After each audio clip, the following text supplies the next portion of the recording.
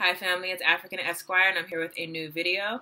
Before I get started, if you are interested in joining a revampment of the organization Afro-American Unity, an organization that was originally founded by Malcolm X before his death, you can find a link to that group in the description box.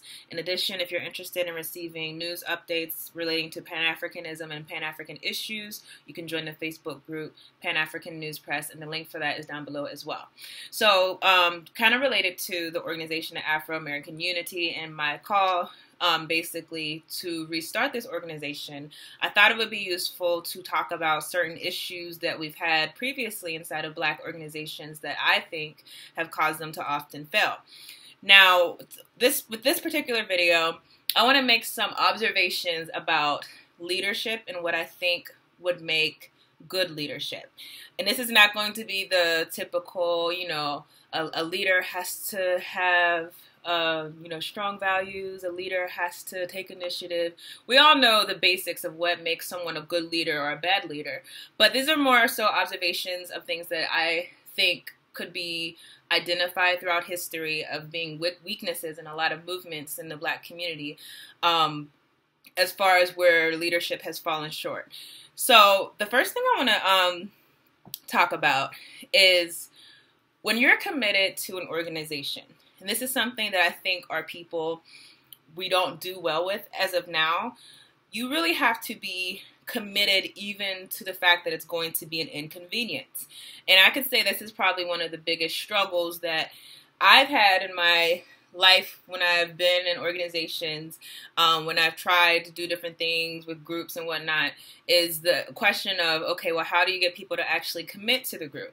I've been in situations where we had the resources monetarily, we had the ability to create programming, we had the ability to have an agenda and actually execute agendas, but because we did not have a committed board, and not just board, but committed members who would come to meetings, even though, hey, I might have to miss my show, or, oh, hey, I might have to leave out when it's cold, I might have to do certain things that I would normally do if I was getting paid to do it, but because I'm not getting paid to do it, I'm not going to look at it the same. And that's really a big weakness for us, is that a lot of us, when we join organizations, we look at it as though paying the membership fee or just filling out the membership card, that's really all I have to do, and that's me doing the organization a favor. But really, you have to understand that the only way that organization is going to be able to bring anything into fruition is if they have committed people. So commitment doesn't just mean, okay, I'm going to get y'all when y'all in my neighborhood right across the street, because, I could just walk across the street, I could show up, I could shake hands, and I could keep it moving and get back to doing what I want because my show comes on at this time, and I want to go out to this place afterwards. A lot of time, commitment means that you're going to take time out of your day consistently when you could be doing other things and devote it to this. And I think the problem is a lot of us who are actually in organizations, and the fact is most of us are not in organizations. Most of us basically feel like we're going to stay on a one-track mind and worry about ourselves and our families, and very little of us actually do join organizations of Black people. But even for those who do, there's really a lack of commitment. There's a lack of understanding that the same way that I devote my time to this white man, I work for him countless hours, I go far distances for him. If you're putting yourself up to be a part of an organization that's going to fight for your people, you have to show that same respect, show that same willingness to fight for your people. And that's the thing we have to understand. When we talk about moving Black people forward, that's not an easy thing that we're advocating for. It's actually a very difficult thing, because the way that capitalism always works as a machine.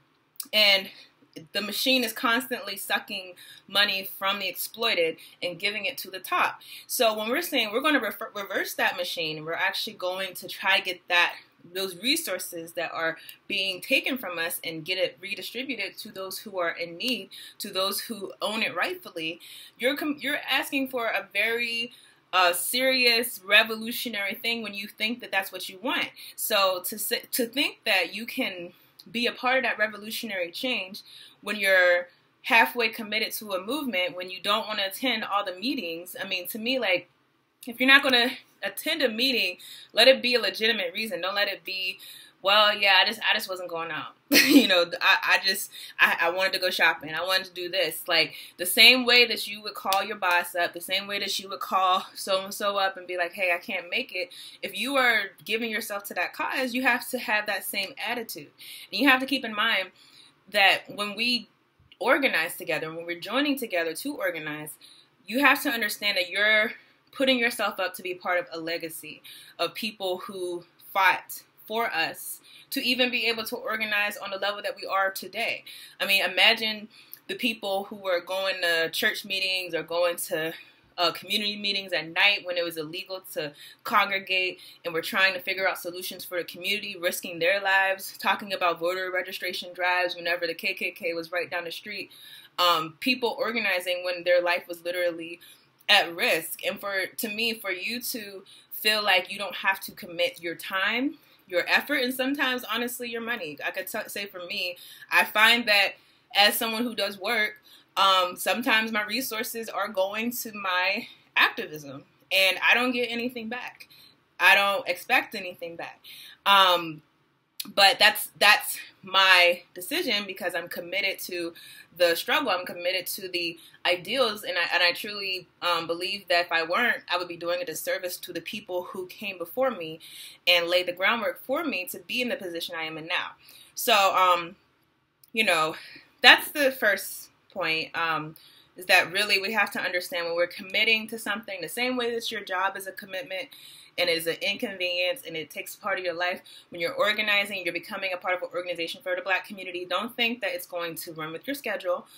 Don't think you wouldn't have to similarly switch things around. You're essentially putting yourself in the position to be committed to something that's bigger than you, and you're taking it seriously, understanding that, again, you're standing in the legacy of people who have literally died to do these things. And so what is it to ask of you to do these small inconveniences to further what they did back then? So the second thing is this is my personal belief, and by the way, these are my personal observations. This is a list that I came up with, but I think this list can go on. And so if you have other things that I've missed as far as important leadership qualities pertaining to the Black community, definitely keep the conversation going in the comment section. But the second thing is, I feel like a big issue that I find is money. Now, I realized this when I was a law student in Maryland, which was a very rich state, that a lot of people look at activism as not necessarily the best way to gain money, but to them, signing up to be an activist or to be revolutionary, which usually for them means reformist, but they'll say revolutionary. Signing up for that is supposed to get you a nice house, a nice car, and a nice white picket fence and all these things. Me personally, I truly believe that while you can have a job outside of, you know, what you're doing as far as organizing for the Black community that does all those things, I'm really kind of against, you know, money going towards leadership. And let me be very clear, to me, with organizing the Organization of Afro-American Unity, I'm not getting a cent out of this. And I don't want a cent. To me, if we get any resources, and the other thing is I have my other form of income, but if we get any resources for the organization, I would think that those resources would be reinvested into the organization, or reinvested into, if we were having projects as far as like other Black organizations that are promoting like the Black economy or promoting Black education. Those things should be reinvested into the organization and not reinvested into the members. And again, I think this is just one of the unfortunate things about the civil rights organization, civil rights generation. And there certainly were examples of this. People who really did become, who we look at now, they really are living very well from having been activists. But to me, again, this is an organization very much inspired by Malcolm X, and Malcolm was one of those ones that did not do that.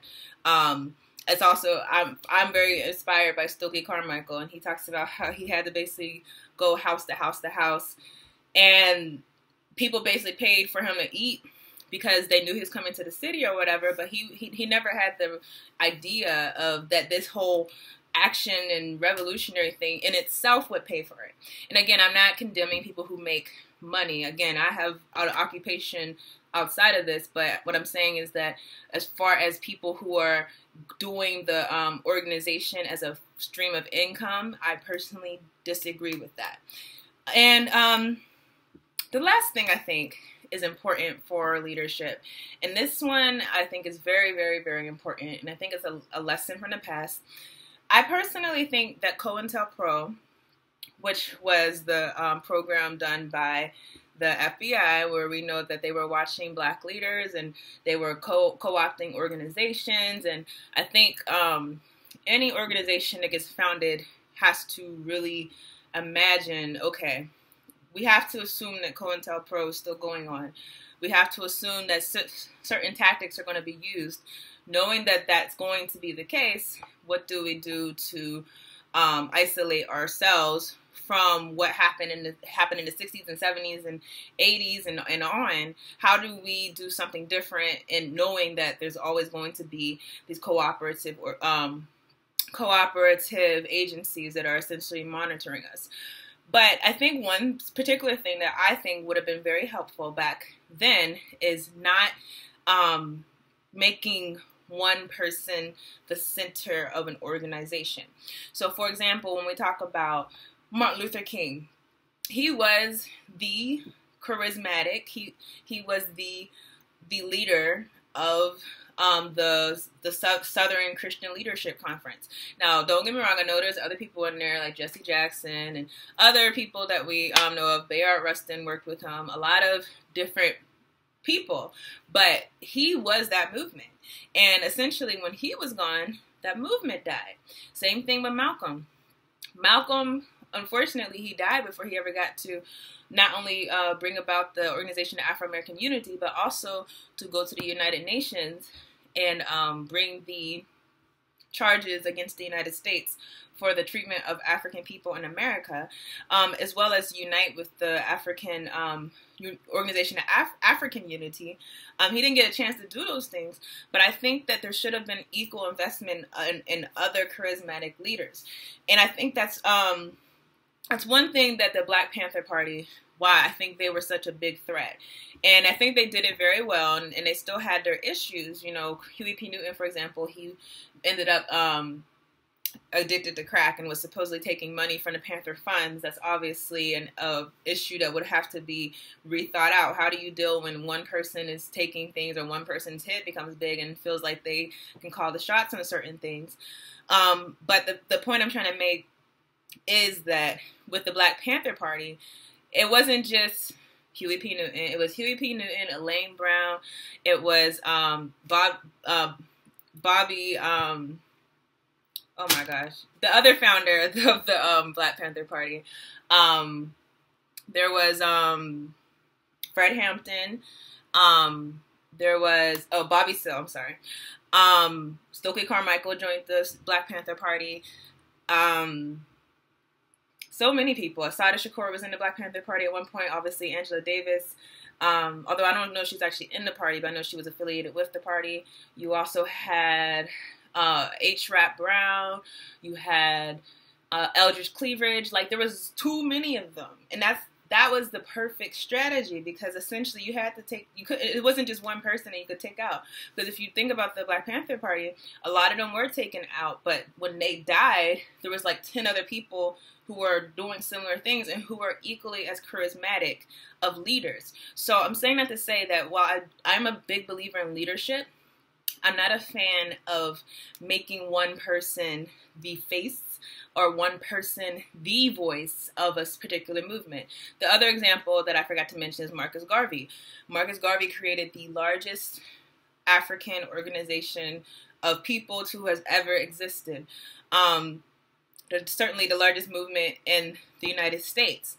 And yet, when he left and he was deported from the United States and was no longer here, There was no one who was going to be an equally charismatic leader. Therefore, the UNIA basically became weaker and weaker and weaker, and eventually was gone. So we have to think like that. I think there has to be people who want to be leaders, but those people, it can't be okay, you be the face, I'm going to take the background. Like, no, we have to all have our own platforms. We all have to make sure that we're carrying our load. Ultimately, if I'm not here anymore, I need to feel comfortable that you are equally as invested, you are equally as charismatic or whatever as people perceive me as being. That way I can have the comfort of knowing that it's not an easily wipe this one person out and the whole organization will fall. So those are my comments for today, basically centering around leadership. And I would encourage anyone, if you want to be a leader, even if not in this organization, but in any organization, take the initiative, step out, and honestly commit yourself to the struggle. Don't think that you have to be perfect. I'm a big fan of the story in the Bible of Moses. And Moses was someone who stuttered, and he did not want to be the person that was going to lead the Israelites out of Egypt. And God told him, okay, well, first of all, I created your mouth. I created your tongue. Like, you think I don't know that you stutter? Regardless of that, I choose you. And he became qualified, not because of him being perfect or because he had great oratory skills, but he became qualified just because that was the person that was chosen. And there's many stories of that. People who weren't, actually Marcus Garvey, I was watching one of his autobiographies. Originally, whenever he devoted himself to the idea of the UNIA and tried to found it in the United States, he really wasn't a good speaker. But he basically went into it and he tried and practiced or whatever. He became better. But I think it's important to just recognize, if you feel strong about something, you should not fall back. And there's always going to be people who support organizations in other ways, whether it be monetary or just they give their support when they can. But at the same time, we have to definitely encourage people who want to be leaders and who want to be out there to establish their own platforms and really invest in themselves as a person, as a figure. Because like I said, we need multiple people and not just one person who's going to try to carry the torch. A few more examples. If Al Sharpton is gone today, what's going to happen to, I believe he has the Rainbow Coalition, or there's Jesse Jackson, one of them. If whoever is in charge, that's Jesse Jackson. If he's taken out, what's going to happen to Rainbow Coalition? If when Farrakhan, I'm curious to see what happens when he's gone. We have to think about how easy we make ourselves to be wiped out. Is it just I have to just take this person and throw them in jail and the whole movement will die? Or am I really messing with a whole army it is not so easy to dissipate that whole movement at once? So yes, those are my thoughts on leadership. Like I said, this is just a couple of things that stuck out to me. I would love to know what sticks out to you, specifically with leadership in the Black community, with observations about what has happened in the past. But that's all I have for today. I will see you all in another video.